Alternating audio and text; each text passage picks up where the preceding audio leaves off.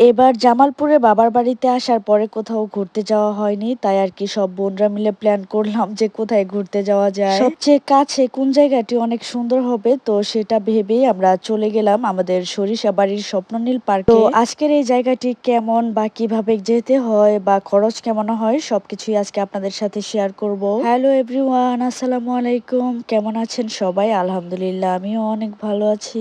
এই স্বপ্ননীল পার্কটি মূলত আমাদের জামালপুর শহরের সরিষাবাড়িতে। এখানে আমি এসে হচ্ছে গিয়ে টিকিট কেটে নিচ্ছিলাম। টিকিট মূল্য মাত্র 60 টাকা। আর এখানে যাওয়ার জন্য আপনাদেরকে যেভাবে যেতে হবে সেটা হচ্ছে, প্রথমে আপনাকে সরিষাবাড়ি আরামনগর বাজার যেতে হবে। আরামনগর বাজার থেকে সরিষাবাড়ি মাহমুদা সালাম মহিলা কলেজের পাশ দিয়ে 2-3 মিনিট যাওয়ার পরে স্বপ্ননীল পার্কটি। মোটামুটি অল্প খরচের মধ্যে খুব সুন্দর একটি পার্ক এটি। আর এখানকার সবচেয়ে ইউনিক যে বিষয়টা সেটা হচ্ছে এখানে সুইমিং পুলের ব্যবস্থা করা আছে। এখনকার মতো আমাদের সম্পূর্ণ জামালপুর জেলার মধ্যে আমার মনে হয় সরিষাবাড়ি থানাতে এই স্বপ্ননীল পার্ক এটাই হচ্ছে গিয়ে সর্বপ্রথম সুইমিং পুল। এছাড়া আর কোথাও সুইমিং পুল নেই। এই যে ছোট ছোট যে ঘরগুলা দেখতে পাচ্ছেন, এখানে হচ্ছে গিয়ে আপনারা যদি ফুচকা, চটপটি বা যে কোনো আইটেমের খাবার খেতে চান সেই খাবারগুলো খাওয়ার জন্য বসার জায়গা। আর এটা হচ্ছে খুব সুন্দর একটি টাওয়ার। আমরা এখন কিছুক্ষণ পরে হচ্ছে গিয়ে টাওয়ারে উঠবো। ঈদ যেহেতু শেষ হয়ে গিয়েছে এবং গ্রামের মানুষজনগুলো যেহেতু শহরের দিকে চলে গিয়েছে, তাই আজকে খুব একটা ভিড় ছিল না। গ্রামে আসার পর যদি মনে হয় যে খুব নির্জন একটা পরিবেশে খুব সুন্দর কিছু মুহূর্ত কাটাবো আমার, তাহলে মনে হয় যে এই স্বপ্ননীল পার্কটি একদম পারফেক্ট জায়গা। এখন আমরা সব বোনরা মিলে টাওয়ারে উঠছিলাম। টাওয়ার থেকে সম্পূর্ণ পার্কটা খুব সুন্দরভাবে উপভোগ করা যায়। ছাদে উঠার পর আমরা সব বোনরা মিলে ভাবলাম যে একটা ভিডিও করি। আর আমাদের এই তো হচ্ছে গিয়ে ভিডিও করা।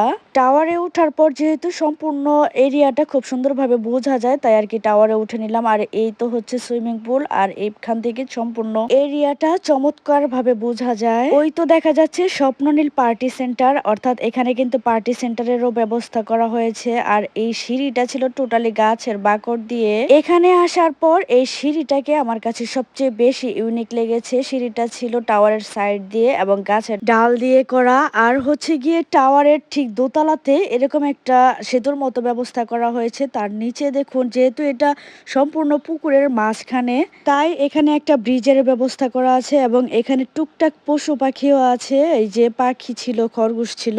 আর এখানে আমরা সব বোনরা মিলে কি কি নিয়ে গিয়েছিলাম দেখুন, একটা চিপসের প্যাকেট, একটা স্পিড, একটা এনার্জি প্লাস বিস্কিট, বড়ই গুঁড়া, সেন্টার ফ্রুট, আর হচ্ছে ছোট্ট কিউট একটা বক্সে সেমাই। এইগুলা দিয়ে আমরা আর কি হালকা পাতলা নাস্তা করে নিচ্ছিলাম। তারপর আমরা হচ্ছে গিয়ে ফুচকা খেয়েছি। আর এখানে প্রত্যেক প্লেট ফুচকার দাম হচ্ছে গিয়ে 60 টাকা করে।